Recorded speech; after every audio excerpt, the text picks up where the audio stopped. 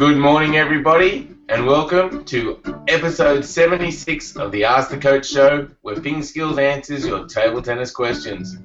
Today, we talk about the Chinese trials and how quiet they are when playing each other.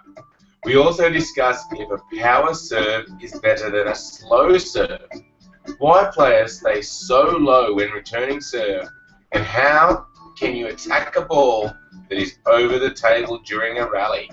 As always, Super Coach Alois Rosario is here with me to answer your questions. Welcome, Alois. Hi, Jeffrey. Good morning to you and good morning to everyone, PingSkillers. Another great show coming up. Indeed. Well, I've got to remember to mute you, Alois, so you can do it because we've got a bit of echo this morning. But how was your weekend, Alois? Did you have a busy weekend? No, it was actually quite good, quite pleasant. Not a lot of work on, so so it was good. I was up in Brisbane on Friday, but then the weekend was at home, family time, so it was great. Excellent, that's really good. I went to the cricket, Alois. The World Cup cricket is on here in Australia, and in Australia, cricket's a big sport, so it's a big event, and it's very exciting. We saw Australia demolish England, which was a good result for Australia. But interestingly, after the game, Alois, some of the Australian cricket teams stayed around and signed autographs and were in photos, and they were really good at staying there and engaging with the fans, and every time someone wanted a photo they're like, yeah, no problem, and they just looked like they had all the time in the world for the fans there at the end of the game and just stayed around for ages, just getting in photos and signing autographs. Really good to see. Yeah, and it's something I think that we just need a lot more of in table tennis too, isn't it? I mean, we see the tennis players, they always hang around. Sometimes they're in a bit of a rush, but they always hang around and give autographs after the game. There's that little bit of engagement with the crowd. They throw their towels and sweatbands and all that sort of thing to the crowd. And cricket, I see it in football or soccer as well. The team always goes around the ground, high-fiving the fans. And I think that sort of engagement is what gets fans coming back, gets them a little bit more engaged with the players, and I think that's something that table tennis tends to lack in general. Yeah, indeed. So it'll be good to see if table tennis can pick up in that area. All right, Alois. So let's get on with the show. Last PingSkills question of the day was, have you played in a tournament, and if so, what were your experiences in your first tournament? Yeah, I remember my first tournament really clearly, and I think for new players going to tournaments, it can be quite daunting. It's such a different atmosphere, all these new players out there, but I think playing in tournaments is such a great idea. It's a really good way of being able to see a broader range of players and just testing your skills and seeing if you can really pick up on some of the better players in your area or state or country. So definitely recommend going to some tournaments and playing in them. And my first experience was fantastic. I loved it. Great, Alois. Yeah, I had similar experiences going to my first tournaments and just seeing like the big hall with all the players, and I just remember thinking, wow, this is a great experience. So yeah, so if you haven't been to a tournament, see if you can find one in your area and get along. It'll be really good. All right, so that moves us on to the PingSkillers question for today, which is, in how many countries is table tennis played? Leave your answer. So you can do that either on our YouTube channel or by going to pingskills.com, clicking on the blog link, and you'll find this show where you can leave a comment. We'd love to hear your thoughts. All right, Alois. So what sort of got me thinking about that was we've got the World Cup cricket on, and there are 14 countries playing. And out of those 14 countries, I reckon there are 8 that play seriously. Yes, it is interesting. Cricket is not played in a lot of countries, but what are your thoughts on how many countries table tennis are played in? Let us know. All right, Alois. Dita has a question for us, and Dita says, I'm following the Chinese trials, and none of them were showing ever. Have the Chinese eradicated this altogether, or is it only for the trials? Fan Zhendong used to chow after each point. Ma Long would wipe the table. They do nothing of the kind. What's going on, Alois? Yeah, well, I think in different situations, different people do react differently, and have different emotional levels. I was just watching some of the 2014 World Championship trials, and they were showing just as much as ever.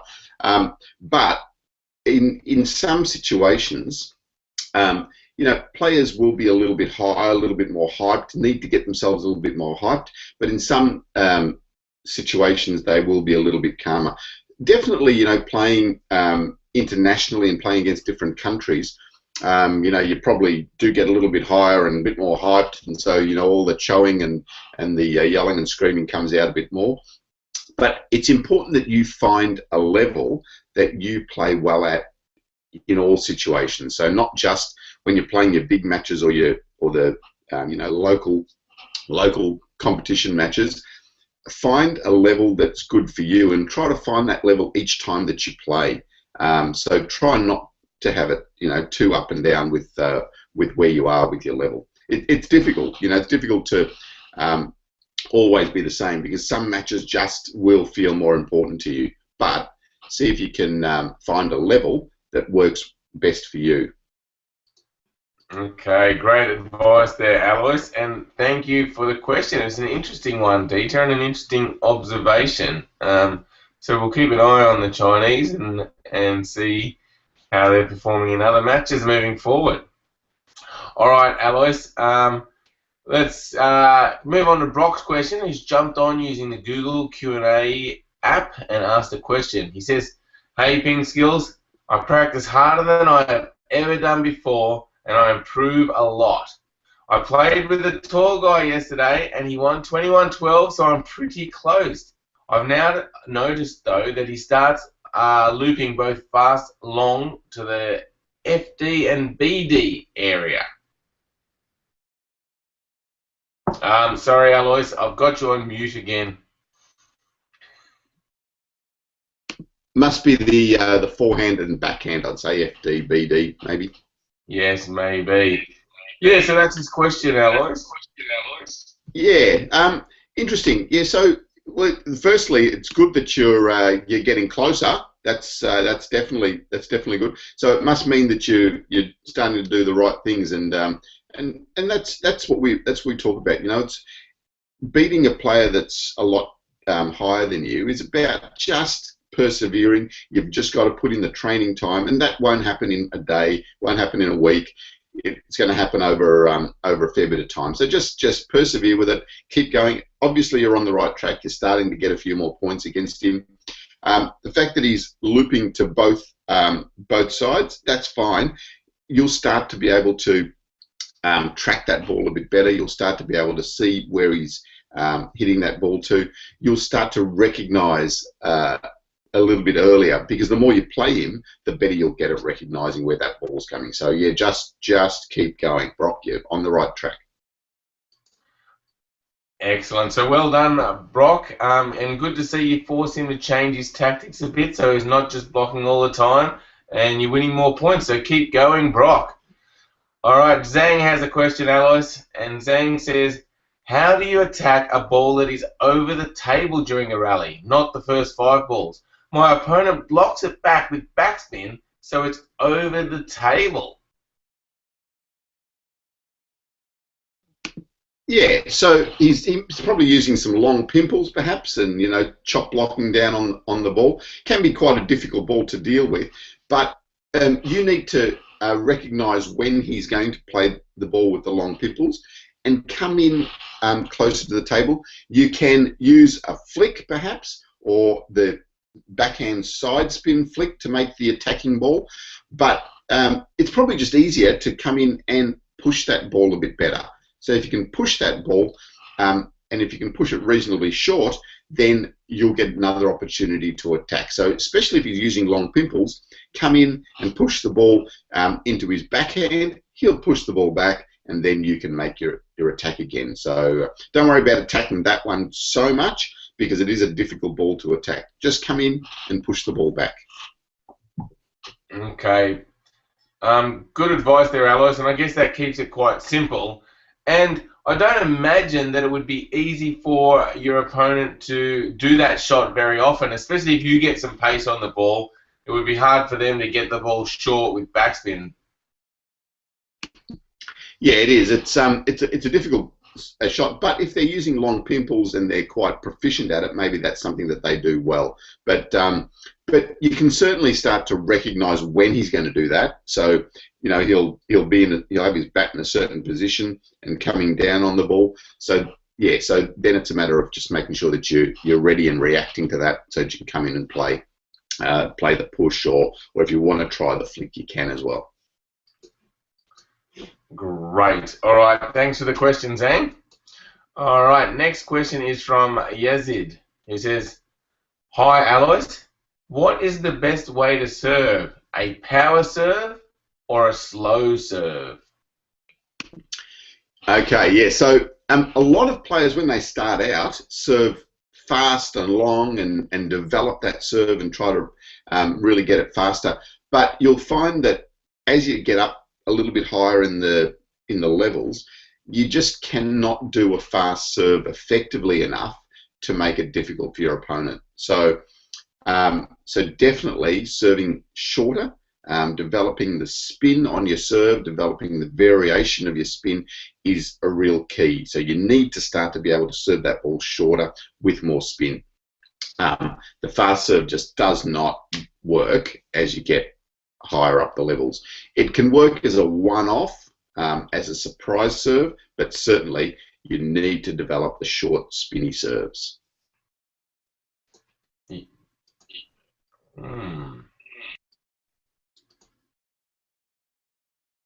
Hey, Alois, I'm just trying to sort this sound out.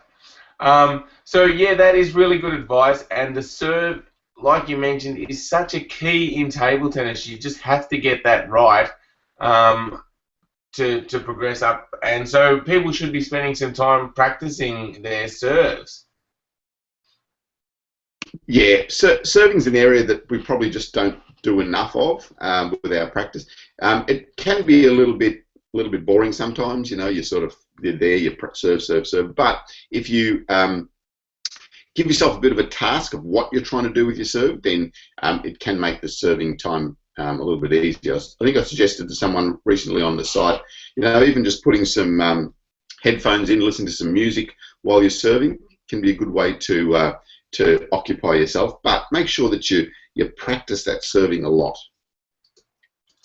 Yeah, that's good advice. And what about maybe setting challenges for yourself or some exercises? So maybe putting things on the table as targets, or just something that gives you something to aim for while you're practicing that serve. Yeah, that's great ideas, because it's a matter of occupying the mind so that the serving task becomes interesting. As you suggest, put a coin on the table if you want, or put a big piece of paper on the table. Just something that's going to challenge you and keep you interested in your serving practice. So put a target on there. When you're doing spin serves, put some cones on there and try to get the ball through the cones. You can make it really interesting. Great. All right. Well, thanks, Yazid, for the question. All right. Now, Brock's noticed my new shirt, Alois. This is actually our shirt from our PingSkills tour we did back in 2013. I have the PingSkills tour on the back.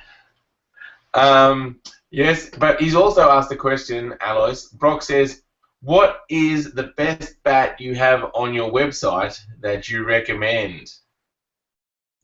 Yeah, well, we've only got two types of blades on there. Just the PingSkills Rook, which is the slower one, which is more of the beginner bat, and then we've got the PingSkills Touch, which is a little bit faster. It's probably an all-round type of rating blade. And then then you can put different types of rubber on it. So yeah, nothing. We've only got a couple of bats on there because, you know, as we show in our choosing a table tennis bat video, it's not about, you know, changing and trying to find one of 700 different types of options. Just keep it as simple as you possibly can. Great. All right. So moving on, Alois. Avaroop has asked a question and says, I have seen many international right-handed players like Ma Long stand to the extreme left or even the corner of the table taking a stance to return serves. Is it to open their dominant forehand? And why do they stay so low while receiving? Okay, interesting. Yes, they do tend to be over here, don't they? They go right over to the other side of the table because it does open up their forehand. So they're opening up the table with their forehand. You'll notice though that even though they start a long way over to the side, by the time the other person's hit the ball, they've often moved in a lot closer to the table when they're returning. So yeah, just watch it carefully, watch where they are, and yeah, it's basically just to open up the forehand side because they'll be a much more forehand dominant type of player. A player that's more backhand dominant will tend to stand more square or even a little bit across to their forehand corner to open up the area. You know, we've seen with Zhang Zike when he's doing his backhand side spin flick, he might even start over on the forehand, but by the time the other person's hit the ball, he's basically right over here and ready to play the backhand flick. So yeah, so that's what they do, and the reason they stay low is because it's much easier to move. It keeps them a little bit steadier. Their center of gravity is down lower, and it makes it simpler to move sideways when they're playing. So that's the reason. And in a rally, it's really important to just try and stay as low as you can as well. Yeah, good point. Staying low and balanced. I hear they're key points that you mention over and over, Alice. Low, stable, balanced, these types of words. Yeah, they're really key things for developing your game. You know, it just doesn't happen that if you stand up tall, you just can't play a good game of table tennis. So trying to get down a little bit lower when you can. Great. Excellent. Well, thanks everyone for your questions. That wraps up episode 76 of the Ask the Coach show. Keep those questions coming. Like Brock does, you can jump on the show live and use the Google Q&A app to ask questions, or you can go to the Ask the Coach show. You can go to the Ask the Coach section of our website, ask some questions there, and we'll give you an answer on the website, and we take the best questions to come back here and use for the show. So ask questions on our website as well at pingskills.com. And if you haven't, go there and sign up for our free newsletter for lots of table tennis tips. So thanks everyone, and thank you, Alois. Yep, thanks guys. Thanks PingSkillers. Have a great day, and we'll see you tomorrow morning. See you everyone. Catch you tomorrow morning.